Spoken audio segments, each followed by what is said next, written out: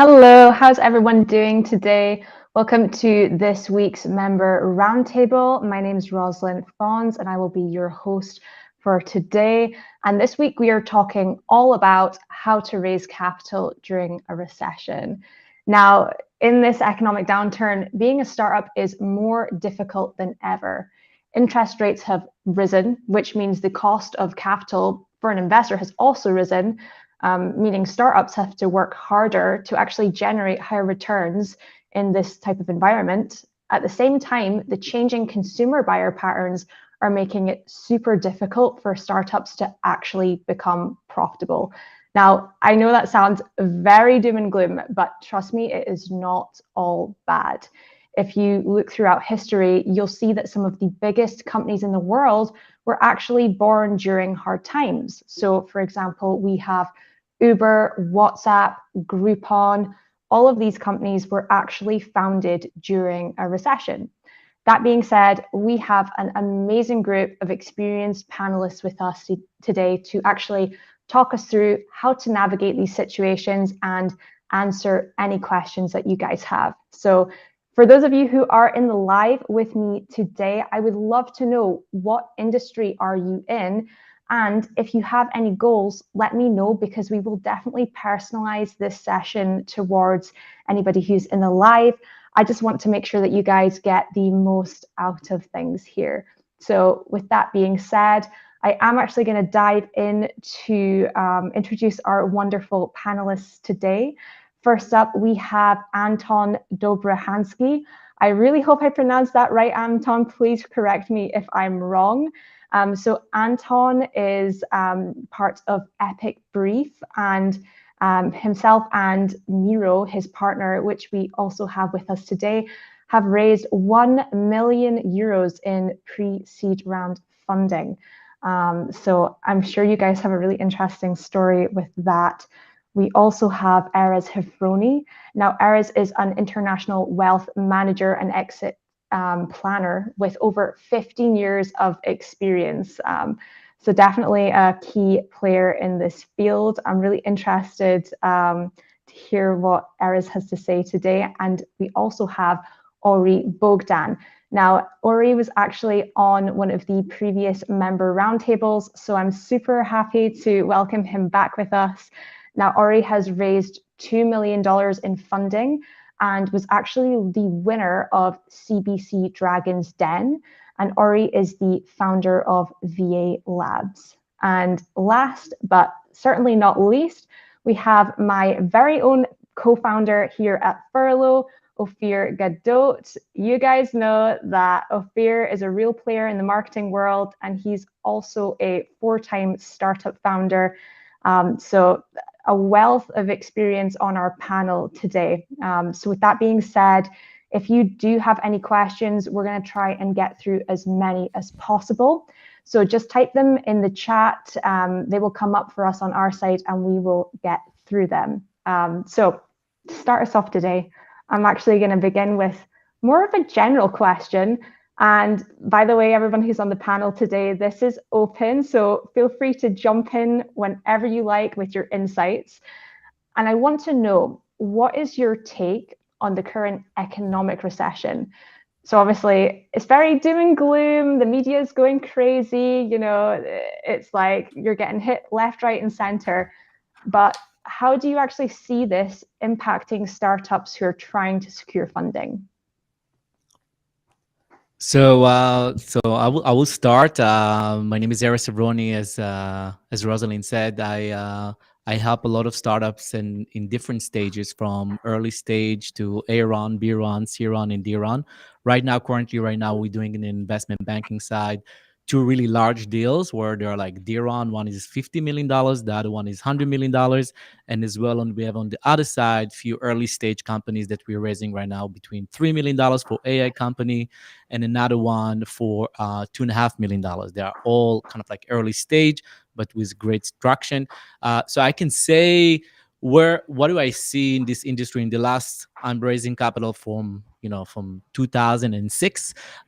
So I saw a lot of interesting markets and challenges in the market, and how that affect valuation and how that affect founders and startups. And we see some very, very interesting momentums that's happening right now. Actually, just when everyone is coming back right now from vacation in the summertime, there's more interest, and now basically investors are more open up to hear interesting deals. But I will go, maybe I can give a little bit more aspect of that. So as we all know and we all experience, inflation is really, really high. The market is not really in great stability, but tech and AI is really leading right now. And we see some very, very interesting shifts between political and things that's happening, and people kind of like, there's a lot of stress that's happening right now in the world, and people balance it, which as well investors are kind of like taking a lot of time to do their due diligence. They're doing a lot of work on challenging the startups in different stages. So I basically wrote a few things that basically I see and experience right now from investors, and I can basically elaborate it there. And I'm sure a lot of the founders that we have in the room right now that already raised $1 million or $2 million will feel the same. So I was saying that in the seed stage startup, we find it very challenging right now to secure initial funding due to the heightened investor caution. The investors are very, very cautious right now about where to put their money. Investors may be more risk averse right now, leading to more increased certainty for startups, more on the due diligence side. So they will ask more documents, and they want to see more proof of concept, and they want to see more how their technology basically operate, and really to go deeper with the CTO. So if you don't have a good team in place, you want to bring the right AI guy. If you're talking about AI, then basically bring the right technology in place and talk about it, and really explain how you do it. You don't want to come with an idea and then trying to elaborate or pitch it to the investors.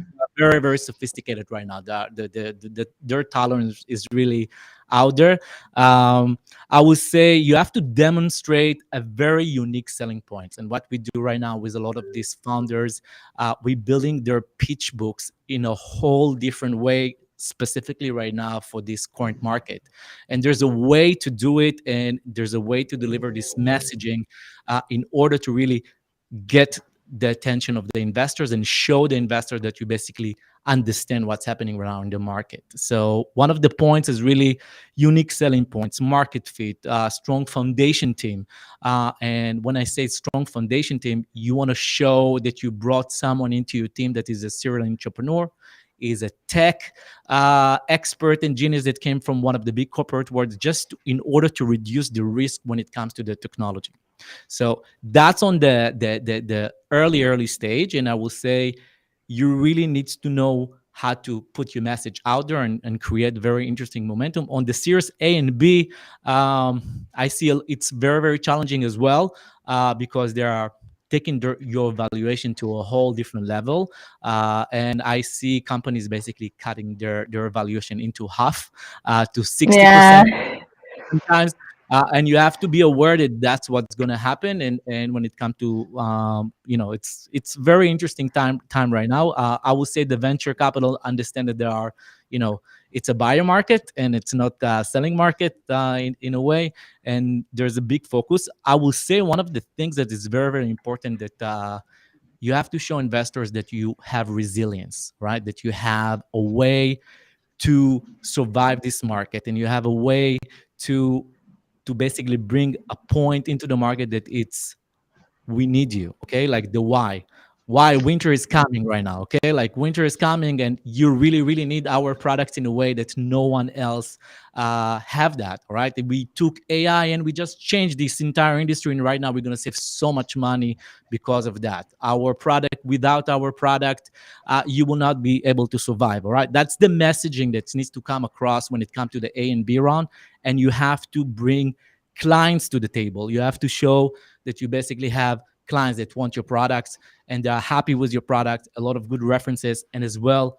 what you're going to do with the money efficiently. All right, so I see a lot of companies going without budget, all right, to investors, and show that they basically, what's the use of funds, what you're going to do with the money actually, and how you're going to split it between that. I would say more the later stage, the C round and the D round, they have, I think what I would say, an I easier think way. before Go ahead. just a small comment. I think before we go to the C round and D round, I would love to hear like a little bit more about like founders' experiences as well. There's a lot in here in this room, and like definitely want to come back to it. But first, like the biggest thing for me, and I want to highlight Orri for this. Like I met Orri when he really tried to raise capital in tough times and didn't have that customer base. You know what I mean? And they had a very young founding team, but they still were successful. You know what I mean? And I think his story stands out when it comes to how to raise money in this time, and definitely want to hear his story, man.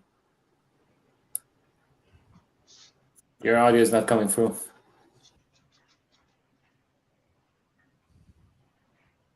Oh, we're still having a bit of audio problems.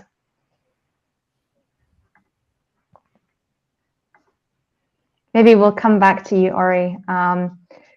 Yeah, so obviously the startup world is a bit all over the place. I would love to hear from you guys at Epicbrief. How did you find getting funding?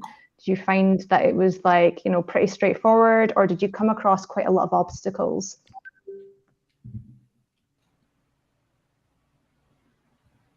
Sorry, is it working now? Can you guys hear me?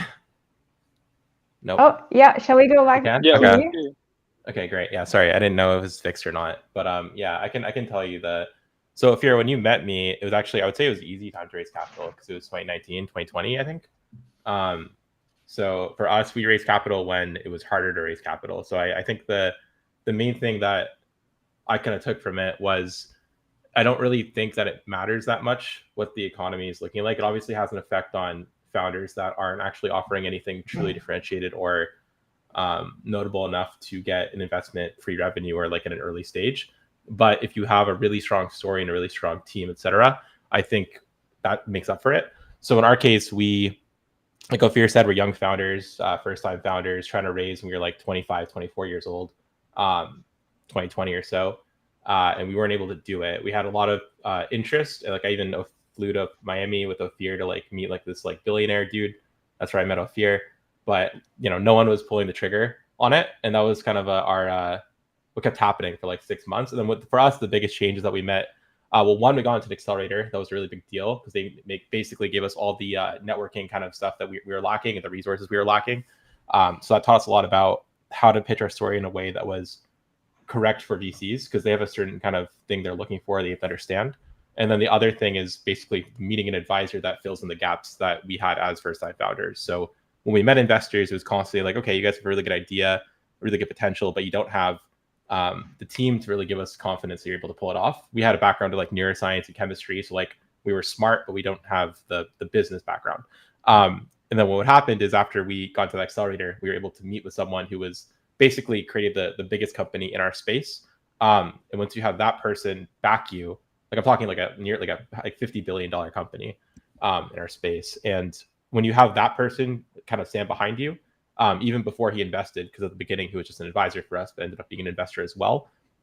It got to a point where investors were fighting to put in money for us because, I mean, despite the environment, there was just so much interest. So we had about, I'd say, over $3 million in offers. We took around a little bit over 2, basically just isolating for the best strategic value adds we could get. But you know, there weren't major trade changes outside of just like our vision being better and our team being better through that advisor. So that's what I've been advising all my founder friends, is to find especially first-time founders, is to find like an advisor, a high-impact advisor to adjacent startup that grew really big. And then that helps in 2 ways. One, operationally, where obviously you get to kind of like see that they went through the same problems you went through, so you get to bypass them. And then also from an investor side, it's just so impressive to have someone like that back you. And then that makes a lot of investors want to come in. And I think that's kind of true regardless of the economic environment. I love it. Did you guys at Epicbrief, would you say that you went through like the same kind of thing, or did you go about with a sort of different strategy when it came to actually raising? Yeah, I think I'm sure Orri and us share a lot of similarities. The way we were very deliberate about how we went about our strategy to start a company to begin with and raise money. We basically followed 4 principles. There is this problem when you're trying to raise money called the catch-22. It's a bit of, you know, the same type of situation that a lot of us have when we're first trying to get a job.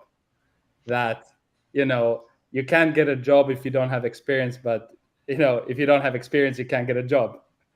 So you're in this like catch-22 where we, for example, just like Orri, had never raised any money. We weren't second-time founders, first-time founders. So how do you actually go about like resolving that catch-22 of getting money when you don't have, you know, the cachet of someone like a second-time founder? We basically followed 4 principles. So the first principle was using lean experiments. So what that means is like trying to resolve the risks as much as we can. So doing market research, talking to users, potential users, just trying to understand the market and get as much evidence of that we're building something, like that there's a legitimate problem. And these are basics. I'm not saying anything new to the panel, but you know, one of them was doing some lean experimentation, trying to understand and do the research and talk to users. And we went as far as we could. Anton and I are not technical, so we went as far as we could to validate. We learned how to use Figma. So we designed like an idea of what the solution could look like. I remember showing that to Ophir when we had our first idea. The second principle is staging. So that means staging is about deferring risk for investors. So it's one of the mistakes founders do is go in. There's nothing wrong with having a big vision, world-changing vision, but it's about how can you stage your vision into something that the capital that's being allocated, that they're getting a return, or there's a potential return in that specific investment. So we were able to, I thought we were very smart about breaking down that long-term vision into something that was already a viable business at its smallest piece of the big picture that we had in mind. The third principle is about partnering. So if you can find good partners that you can work with, that can show to investors that you're able to shift the risks, that there's somebody else that's sharing these risks with you. And that's an idea for other people. And the fourth one, which can be a bit controversial, but is really important for founders, I think Orri mentioned this, is storytelling. So knowing how to downplay the risks and getting really good at storytelling. And what we did was very deliberate. We had a list of about, I don't know, Anton, was like 200 investors.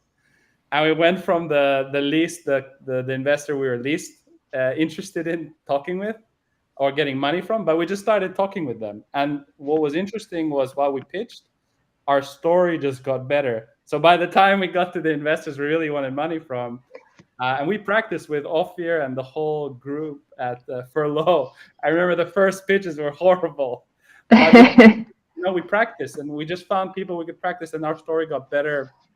And storytelling is really important as far as a principle to downplay the risks. I think there are hazards to all of these principles. If you tell too big of a story, you can get into problems. But those were the 4 things, and we were very deliberate about thinking about them each day and working on them. How did your story get better? Practice. No, I meant like how, like specifically, like what in the beginning. I'll say in our case, we spoke a lot about our current product, and then we were saying this is why this is game-changing product. And then as we kind of developed our story, it became a huge shift to our future product. And this being step 1, and I think your second point in the process of this is how we start off, and then we go to build towards this. Is that what happened with you, or is it kind of different? I'm just curious. Yeah, it was. We started Epicbrief with a mission to. We had a mission, but we didn't have a vision. We knew there was a very specific problem that we wanted to fix, and then we were able to combine with our mission to understand that, like, oh, this is actually what we want to do. This is what we want to change in the world, and we were able to articulate like sounds like Orri, the same thing happened to you. Like articulate the steps, and I think that's what investors want to see. They want to make a big bet in the end, right? So how so in your first pitch, did you focus on the end, like the ultimate vision, and then and you kind of learned how to like build the steps there, or did you start off focusing on the beginning and then learn to show the end more? So ultimately, like, I don't know if Mira remembers anymore, but like I remember it very clearly. I think it's in the very beginning, in the first like maybe 100 investor calls, it was like it wasn't really a story. Like it was just like slide 1, slide 2. Like we didn't use slides. Like we fundraised without any slide, but it felt very much like, like hey, this is a problem and this is a solution, and you go like very mechanical. And I think what happened like throughout this is that we were looking for, well, people call it like a 5-minute pitch or whatever you call it, but it's like it just becomes a story, and it became a simple story of like me and Miro, how we worked at a previous startup, what we've experienced, how we tried to address the problem. Like, it just became a story of us as founders, our personal ones, and then it translated into people we spoke with who are our users or potential customers, or and then it just translated like from us to who else experiences this problem, clearly saying this is the problem and this is the area, here's the proof, that's the size of the market, this is competition. So but it all started from our story, and I think that story, it was really difficult to develop, because like within the short period of time, I think it was typically like first 2, 3, 5 minutes, it's like you just go straight off the bat. Like I think what we found, which was like the very interesting finding, is that you kind of don't wait around. Like in the beginning, we would be like an introduction. Hi, my name is Anton. Hi, my name is Mira. But once we found the story, it's like, hi, this is our story. You just go straight there, and then you see from the beginning, like they get the idea like that, and then you go, okay, like now I got you, and then you sort of move on. So I think that was a big learning, is like you don't need to kind of talk whatever. Like if your story of your introduction it includes everything you want to say anyway, just start with that. But developing that story was quite difficult. Yeah. How was it for you, Orri? I'm curious. Was it from like a core problem, and then you got to the, how did you, or did you have a vision and then you broke it down? Which way did you go about it yourself? Yeah, we didn't. So we kind of had the vision kind of towards the end of the deck at the beginning, and now it's more towards the front. So I think that was the biggest thing. We focused a lot on, like, for example, for our TAM slide, we would just talk about the energy. Like, so our product is an energy spray. So we have caffeine, but then there's all the other ways we can use it that can include like CBD, THC, other big markets, eventually pharmaceuticals. But we didn't think it made sense to show that because it's like we're not going to go after pharmaceuticals for 5 to 10 years, and we're not going to go after other things than energy for like 2 to 3 years. So why put that there was kind of my reasoning. And then when I got to the accelerator, they were like, yeah, this is no VC is going to look at that TAM and think that this is like what they want to take a risk on. But if you put the other two TAMs of like the full supplement market and then also the full pharmaceutical market and explain the path to getting there is realistic, then they're going to care more. So I think that was probably the biggest shift in our storytelling, was just kind of focusing on the end result and saying, and this is what we have right now that allows us to have like a moat within the caffeine market. And then the second part of the storytelling also was just when I started at Ophir, I just had recently kind of taken the title of CEO and I was starting to fundraise. So I'd never done that before. So I think my inexperience kind of shined through a little bit. And I think that was why a lot of investors would like say, oh, I want to invest, but then pull out. But then as I kind of kept doing it, and as I got some validation by getting some like angel investors, I think that kind of speaking with conviction in a way that sounds what you're saying sounds like it's going to be inevitable kind of happened. And then, the combination of those two things, I made it so that our story was really good. And then lastly, I guess just being comfortable, like kind of into that point.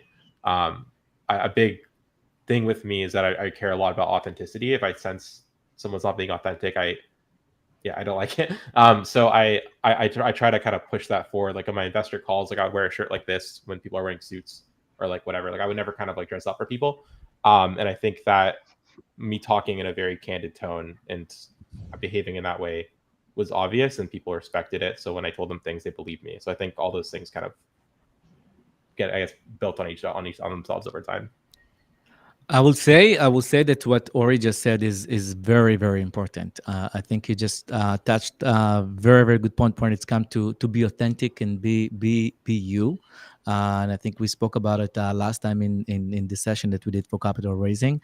And today, investors really have a much better nose than they had even 10 years ago. And when it comes to really understand who is behind the wheel and who's talking with certainty and who's not, who's experienced, who's not.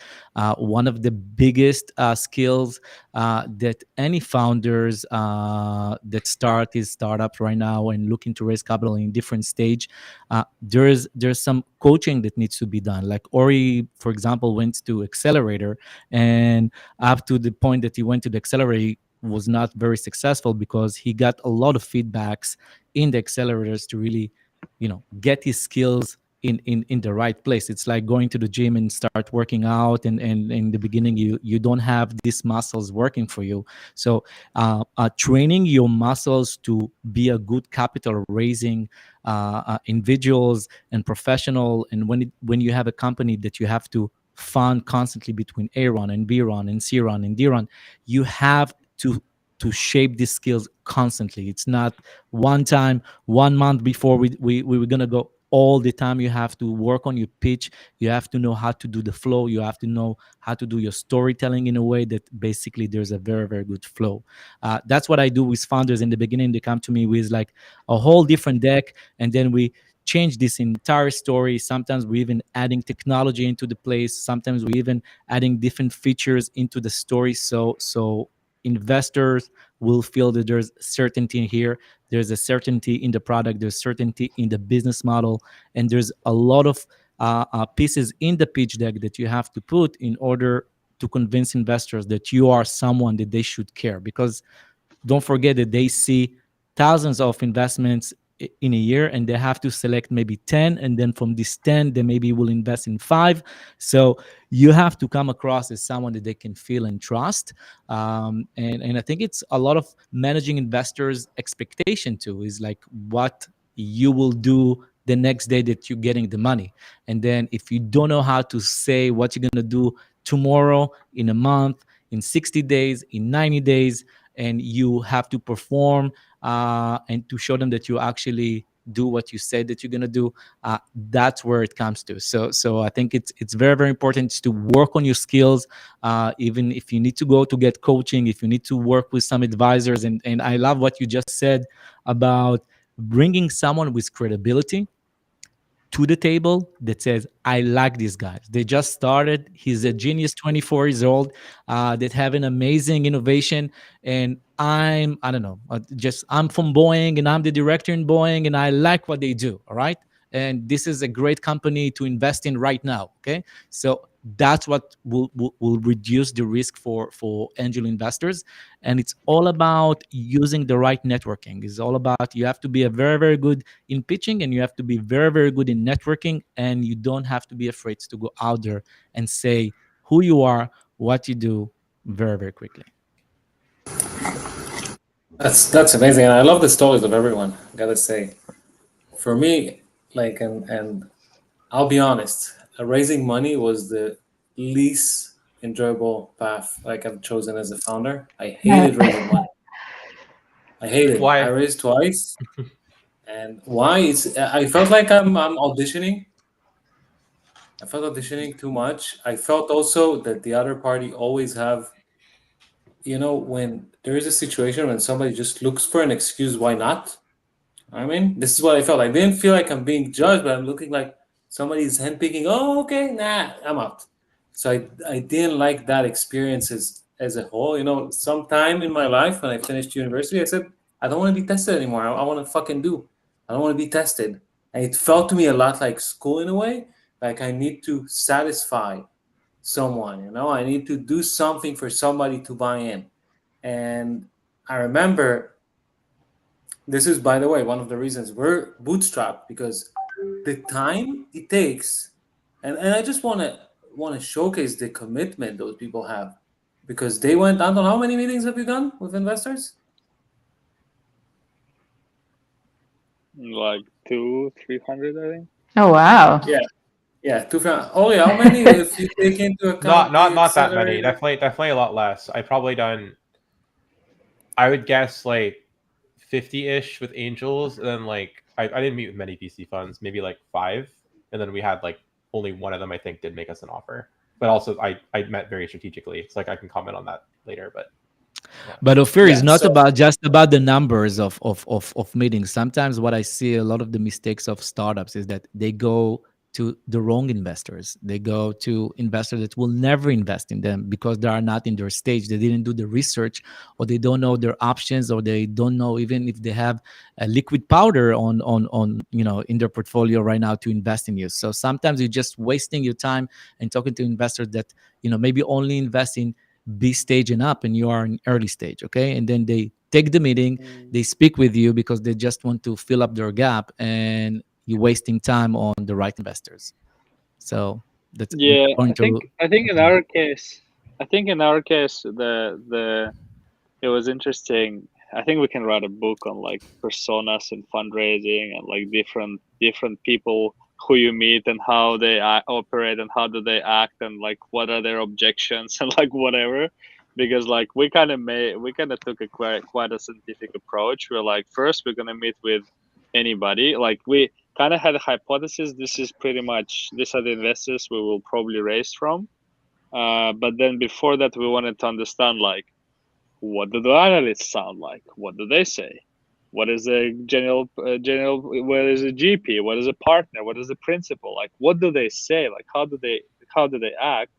And what we found after like maybe 50 calls, we were like, yeah, there's no way we're passing principal. Like, there's a bouncer. There's no way. Like, we're just not gonna pass the guy or the girl. And then we're like, yeah, analyst, don't understand the space. Too junior. Can't do the research really. Like, just not enough. So we ended up just raising from the GPs because that was the only persona who would actually understand what we're trying to do, and see, just have enough experience. So yeah, we ended up just having most of our investors are, they used to be either entrepreneurs or salespeople. So it was, and they're all general partners. Yeah. So that's basically what was our finding. Like we just could not find a way how to pass the principle, and from analysts, it always felt like we're misunderstood. So The thing is that nobody tells you how venture capital firms are set up. They don't tell you that there are these different personas. They play different roles. No one tells you that. So I feel for a lot of people that, kind of innocently go into fundraising, and then they waste a lot of time. They'll start bottoms up. They'll go analyst, principal, GP, if they ever get to it. But they're having hundreds of calls. But the fact is, most of the time, the other part is just kind of gathering information. Maybe they're looking at potential competitors, and they're just kind of having a casual conversation. But it's like there's a saying like, let's get real or let's not play. Like, they're not really real. These are not real. They don't have an intention to have a serious conversation. They're just having calls with you because that's their job, is to have, like an SDR in sales. That's their job. Set up meetings, have a lot of conversations. And it's sad when you don't know that, and then you end up spending a lot of your energy and time, and even getting discouraged by like a 20-something-year-old analyst who tells you, I don't know if there's an idea. They're no one to tell you that you have a bad idea. Like, they're not the judges of that. And so I think founders and people who are wanting to start companies need to be aware of gain some understanding, find an advisor who can tell you what's really happening on the other side. And luckily for Anton and I, we've been working in B2B sales, where you have to sell through, there's multiple buyer personas. So for us, we just kind of saw a symmetry between raising money and B2B sales, and that there are different personas, and how do you work the system. But I feel like a lot of people don't know that. And then, unfortunately, they either get discouraged or waste a lot of time, and that's really unfortunate. Miro, that's a great point, because I feel like there's a lot of gatekeepers in a way to get to the decision makers. And I think one of the most important things when you raise capital is to have the right framing, all right? When it comes to the first conversation that you have, if it's you're speaking with someone on the phone, and this is good advice for all the founders that listening to us, is that ask, what do you do? Are you an associate? Are you an analyst? Are you a GP? What do you do in the venture, in the VC, or what do you do as an angel investor? Or if it's a family office, I work, for example, with a lot of family offices, and they have a lot of different personalities in the organization, and you have to understand who's making the decision and who you're talking to, because if not, you're going to waste a lot of time. I will say one of the good processes that I do with most of my companies here is that find out who is the person that actually making decision making, and then if you get an analyst and you right away framing him and you tell him, listen, this is the opportunity. I know John in this VC, he would like this deal. Let's jump for a call right now, because I know that you just will gather information. This is a link for my data room, and that's where all my due diligence, you can go and start the due diligence, but let's jump for a call next week with John to explain the story. And that makes the whole difference, because then you're not wasting time on due diligence. Now he's an analyst, just came even maybe from Stanford. You have no idea about your industry, and it's just, reading the paperwork and the due diligence, and then you don't hear for 2-3 weeks. And then maybe if the GP will hear your story and your passion, you're in a whole different game. So that's the things that you really have to jump across. And like in any industry, like in any sports, you need a good coach on that side, on how to be a good capital raiser as a CEO. You want to be this badass CEO that know how to raise capital in order to go to the next level. And that's what investors also looks, because if you convince them with your pitch that you know how to raise capital, they will give you money. Okay, because this is something that is very, very important from a standpoint that how investors look at you. Hopefully it helped you guys. I approached it a little differently than you guys, because obviously I spoke with a lot less VCs. So like I specifically wanted some VCs for certain different reasons. So I had 3 VCs invest in my round, and 2 of them had declined us before. And then I had kept in contact with them, and I could tell that they cared. So for me, I specifically wanted certain VCs. So I met with the VCs I wanted to meet with once I had the framing of like, okay, I'm going to raise this round with or without you. And I could genuinely say that, because I already had, when I met with I didn't meet with any VC until I already had a lead offer. And then when I had the lead offer, I started to meet with other VCs, and it's a lot easier to come in. You're like, okay, well, there's a lead offer on the table. You're buying for allocation to my round. So as a result, so I have 7 angel investors. I met with about 50 plus, and most of them said yes and then didn't come through, because I gave them all the opportunity to. But the VCs I met with were all very targeted. I was like, I want one VC that's going to be able to fund my next round. I want one VC that's going to have operational experience in an adjacent industry if I had, and I want one VC for like distribution or whatever. So I had different VCs for different reasons. And I only approached them when I had a position where I was like, I can definitely raise from them. And I think that's probably better, because I think, like you guys are saying, like, you guys had so many meetings that were a waste of time going through like the VC. And you're right that like talking to like an analyst is a lot worse than talking to a managing partner. But I think regardless of that, on a more human level, like, is the VC, did that per human actually build anything in your space? Are they able to give you value besides capital? And that's really what I focus on in most of my meetings. Like, they had the questions for me, but I had a lot of questions for them about like, what are you actually going to do for us? And I really didn't like, I turned down some good investors because the other investors were better, and I only met with operational focused investors. So I think like for me, that was really successful. And I think it's helped beyond the fundraising round, because I didn't care about the fundraising round that much. Like, I didn't even want to raise 2 million. I wanted to raise 1 million, and then I had more interest. So like, once I had that amount of money in the bank, it's like, I don't have to think about this anymore. I just think about the strategic. And it's played out very effectively, where I've gone like manufacturing connections, distribution deals. I've met with like, introduced to tons of like really successful founders. Like, my network and my business has benefited so much because my VCs are good. And I've seen this talk a lot about like, oh, are there actual good VCs? And it's like, there are really good VCs. And it's like, having them, I think, is the biggest difference. It's just identifying them on a human level, if they're the right VC in general, in terms of like authenticity, and then if they're the right VC for your startup in terms of their experience. And that's what we did. I really think that's the best way to think about this, rather than like, how can I get capital? It's how can I get capital and put equity into the right people? So that's been my experience with it. Do you have like red flags to look out for people who, it all seems like sunshine and rainbows, but in reality, there's this like underlying thing. Like, how can you tell? No one's perfect. Obviously, like, all my best investors are perfect, but one thing obviously you have to do with everything you join is you talk to portfolio founders. So that was the thing. I talked to as many as I could. I even got introduced from portfolio founders, said, who's your best investor that you would want to introduce me to? And I kind of qualified that way. And then in terms of going on a call, like, how, like, basically the questions they ask you, the engagement they have, it's like they're passionate about what you're doing. I think that's really important, because like, you can expect that things are going to go bad, so they have to have passion to kind of carry them through that and seeing the end game. And then it's just really, I think, just like a vibe, like if they have like a good vibe or not, like if they seem like they're trying to like be cooler, because you can kind of tell people are trying to act like they're cooler than they are. And like, I never do that, because I think it's just really cringe. So I'm just like, I'm like that, and I talk like this. I'll say cringe, and I'll swear, whatever, in my meetings. And my whole thing is like, if that's gonna bother them, then I don't want them as an investor.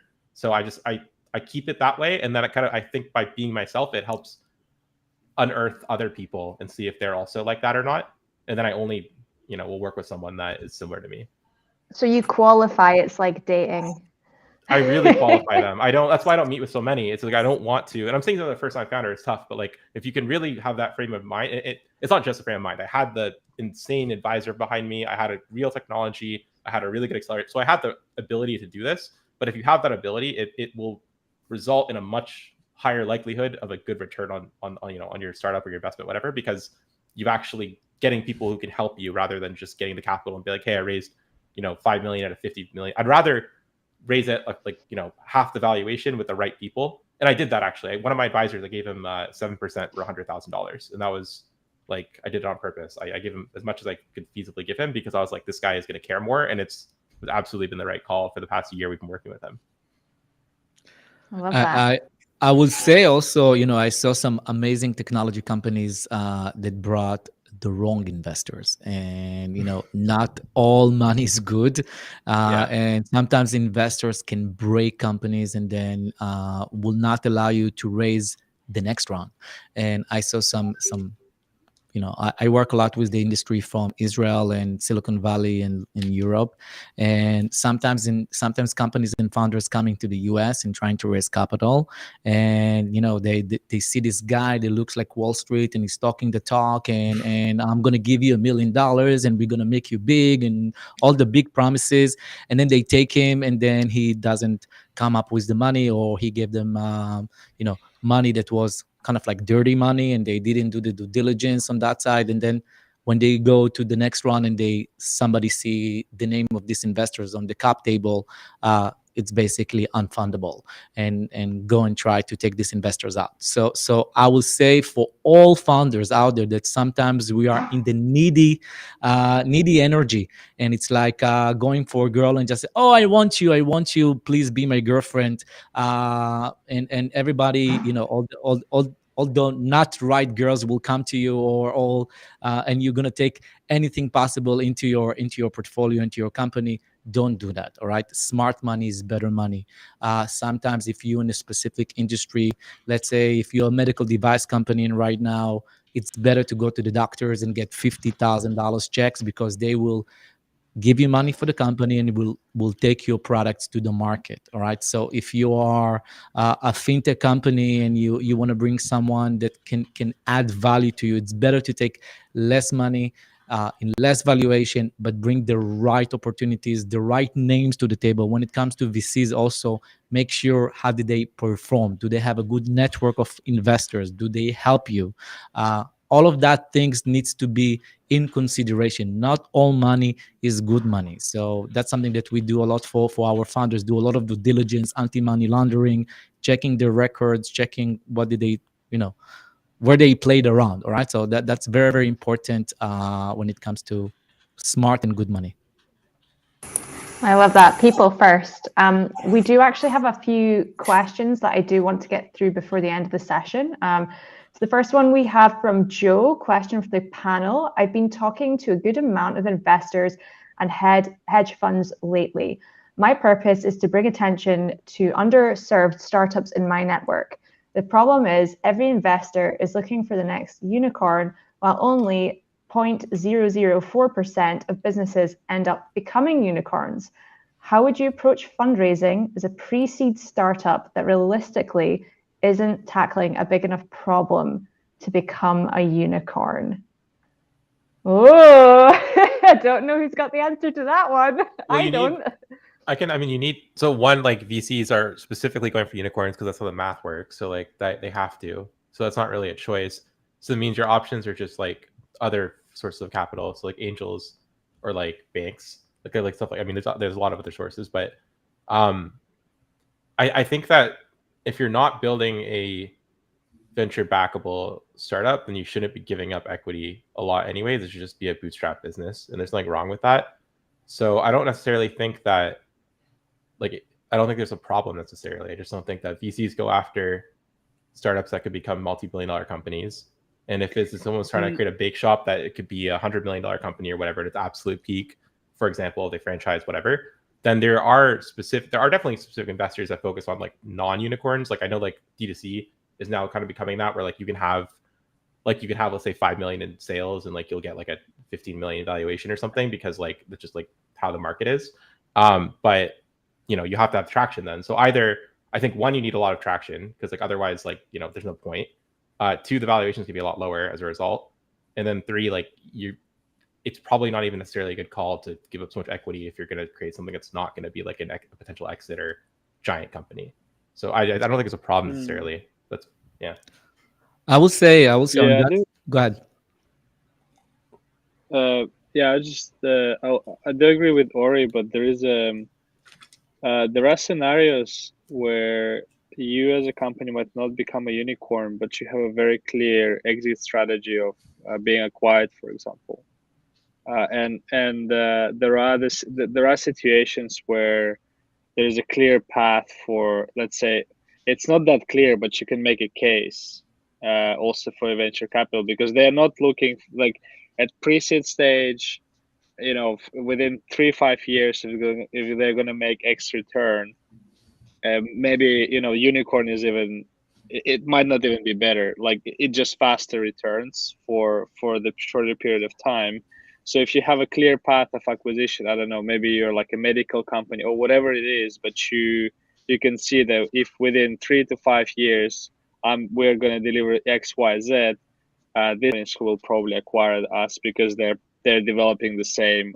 They're looking into developing the same product internally or whatever it is. So I think there are those situations where venture capital or like VCs would fund you if you don't have aspirations or the TAM is not big enough to become a unicorn, but you actually have a good case of being acquired within the next like 3 to 5 years for, let's say, I don't know, 60, 70, 150 million, whatever it is. But they would need a depressed valuation is the only problem, right? Because if you're not realistically going to hit like a multi-billion-dollar exit and they're doing multiple investments in that space, and the valuation is going to come down. So there are drawbacks to that, but I mean, yeah, definitely doable if you have like the right kind of reasoning behind it. My take. I want to come to these questions from a different angle, just because of the current market situation that we are in, and we, and I see companies in all different stages, between the early stage up to the D round, and companies that I saw 3, 4, 5 years that were kind of like projecting we're gonna be $1 billion company right now, raising at $100-200 million. Okay, so and valuation changes dramatically.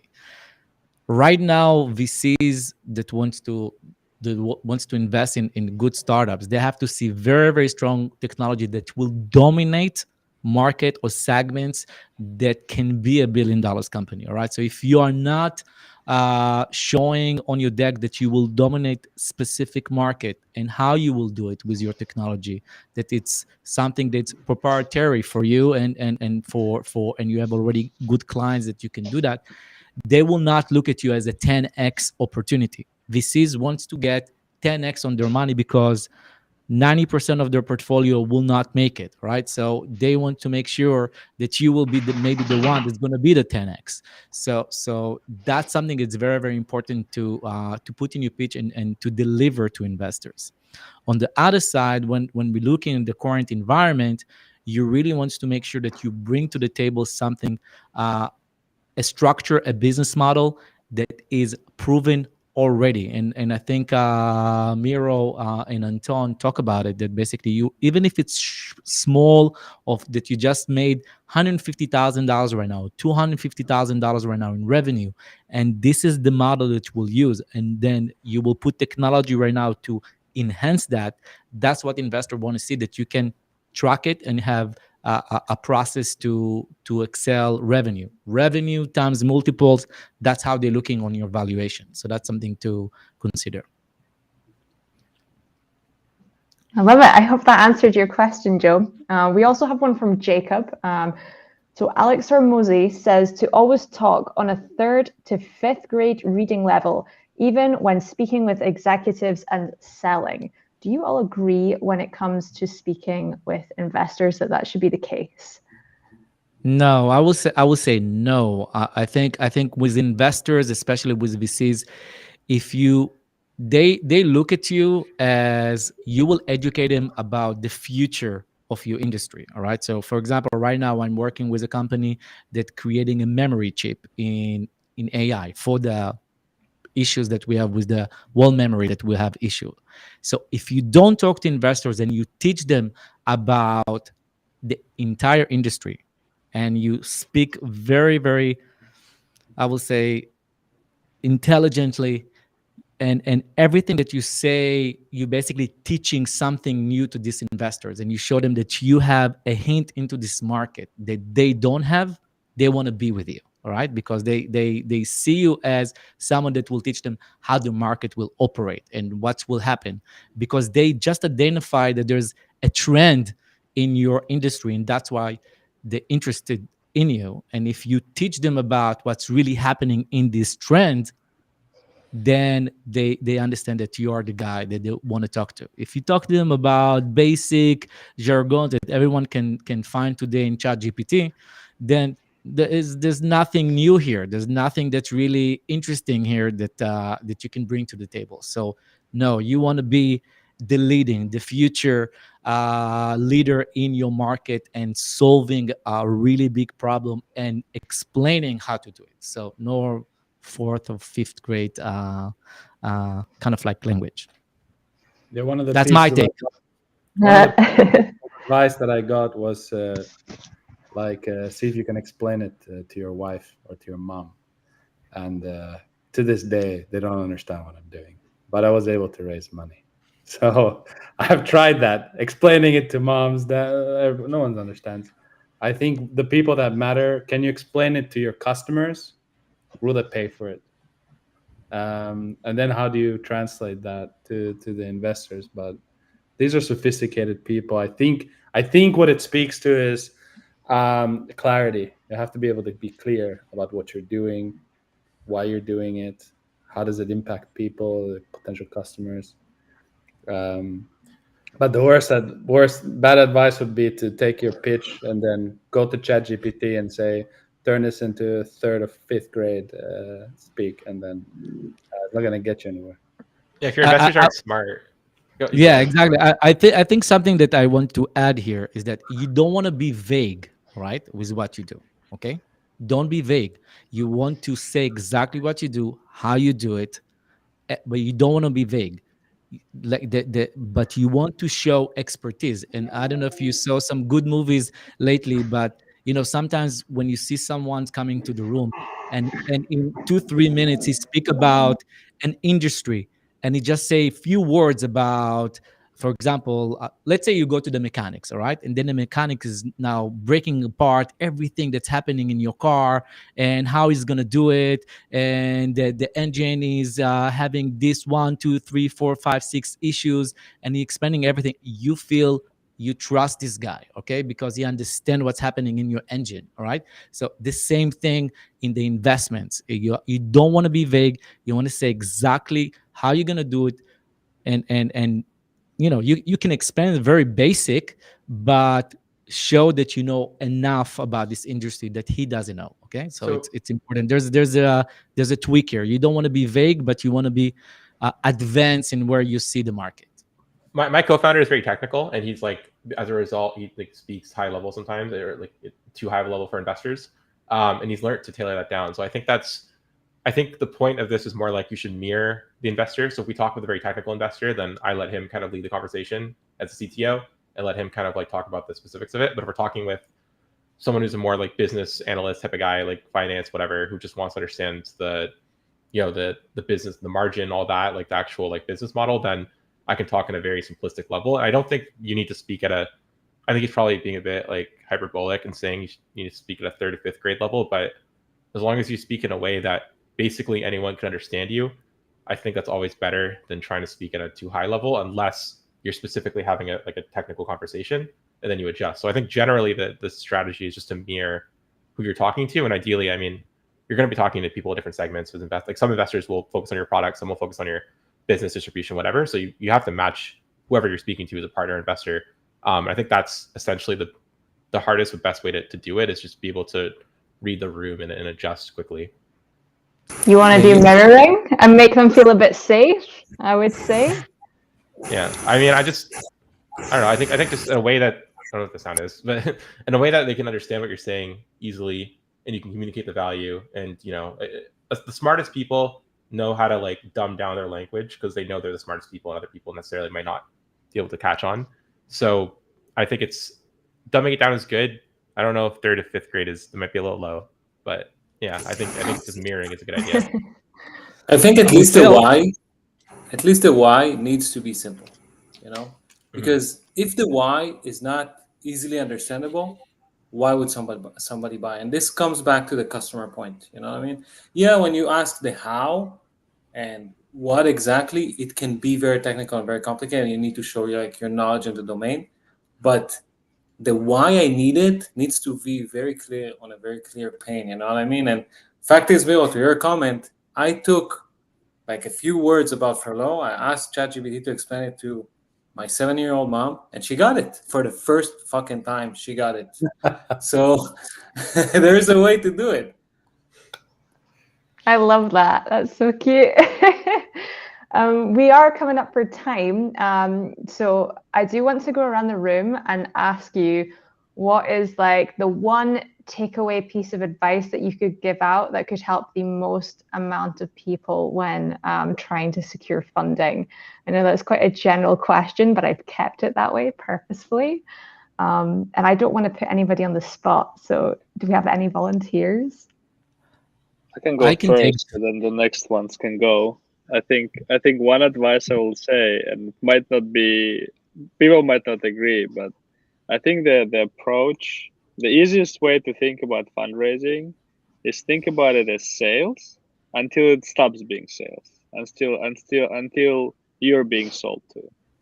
It's very difficult, but that's the easiest approach to take. Is think about it how you would sell to your customer, but then there comes point in time when you should stop selling, and you should start making sure that you're going to be sold to. So that's the experience we got, is that there's point in time, most of the time you're selling, but then you're being sold to. I would say also that you need to sharpen your axle before you cut the tree, right? So a lot of founders go to raise capital without really understanding what's the process looks like, what type of investors they are approaching to. They don't do the research on the investors. They don't understand what these investors invest in and which stages. Their pitch book is their pitch deck is all over the place, and there's no really great messaging or the right flow. So it's important, if you don't know how to do that, go to advisors that basically can help you to put a good pitch deck, to put the wording in the right place, to have the right flow, to have a financial model for the company, to have a business model, to have use of funds, to have exit plan, to have all the things that basically investors will want to see. You need to have a data room. You need to have the entire infrastructure. Raising capital is a full-time job. Okay, so if you don't know how to do it, then use someone who actually have the skills to do that for you and coach you on that, because that's something that's very, very important for for survival of any startups. You take all of your money and all your efforts in building the technology and the infrastructure, but if you don't invest into putting the right structure to raise capital, that's not going to happen, and it's not going to survive. So we see most of the startups don't survive because they don't have the right steps and processes to raise capital. So it's very, very important to know that. And last things is that you have to be yourself. You don't duplicate someone else. Come up with your own unique way of saying what you want to say, and use the resources and the network of credible advisors around you to have more power and traction. Can I add to Erez? I agree with almost Rachel. The one thing is, when you talk about sharpening your axe, I think for a first-time founder specifically, it's the biggest hack is getting the industry expert advisor / investor on your team. Because like for us, no matter the fact that we had a technology, we had proof in market, like $50,000 in sales in a month, and we had like a lot of neuroscience, chemistry backgrounds. Until we got that advisor, no investor is willing to do it for us, because we were 26-year-olds and like we were never done it before. So I think all that's correct. I just think that beyond that, like I think even you could skip the whole pitch deck making process if you get that advisor first, which I think it's hard to do because you probably need that to get him. But I think you can really do everything if you just have the right network and person with you. And that's something that an older or second, third time founder might have, but first time founders don't have. So I think for first time founders, that's probably the most important thing. Yeah, I think the one piece of advice that I have now that we've raised money, friends that come with, hey, I have this business idea, and one of the one piece of advice that I always give them is that when they say, I have this great idea, and it's cliche, but it's to go and speak to potential customers. And almost 99% of the time when I give this advice, they are not able to do it. They're able to spend all this inordinate amount of time on either building product or talking about their ideas, But to go and talk to potential customers, to go on LinkedIn, cold call somebody, have a conversation, do some research, it's almost 99% of the time. And so every time someone comes to me, I just skip to that. I'm like, okay, let's talk once you've spoken to 50 or 100 potential users, because I know majority won't do it.